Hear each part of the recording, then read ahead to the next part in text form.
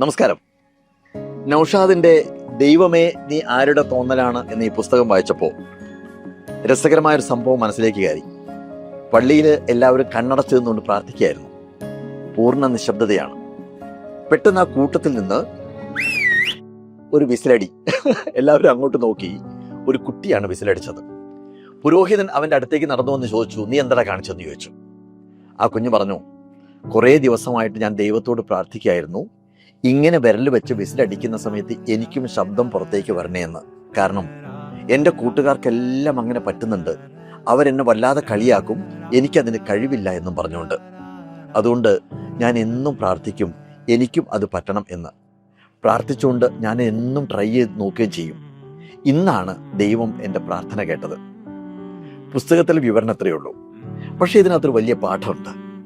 അവിടെയുള്ള മുതിർന്നവരെല്ലാം അവർ ചെയ്യുന്ന ബിസിനസ് സമർത്ഥമാവണമെന്നും അസുഖം മാറണമെന്നും അങ്ങനെയുള്ള പല കാര്യങ്ങളും പ്രാർത്ഥിക്കുന്നത് പോലെ ആ കുട്ടിക്കും അവൻ്റെ മനസ്സിലുള്ള കുഞ്ഞാഗ്രഹം നടക്കണമേ എന്ന് പ്രാർത്ഥിക്കാനുള്ള അവകാശമുണ്ട്. പക്ഷേ കുട്ടികളുടെ ആ മനസ്സ് ഒരു കാലത്ത് കുട്ടികളായിരുന്ന നമുക്ക് മനസ്സിലാക്കാൻ പറ്റുന്നില്ല. അതാണ് പ്രശ്നം.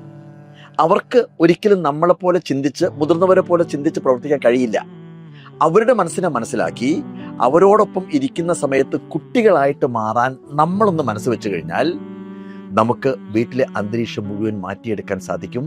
അന്തരീക്ഷം മുഴുവൻ പോസിറ്റീവായിട്ട് മാറുകയും ചെയ്യും.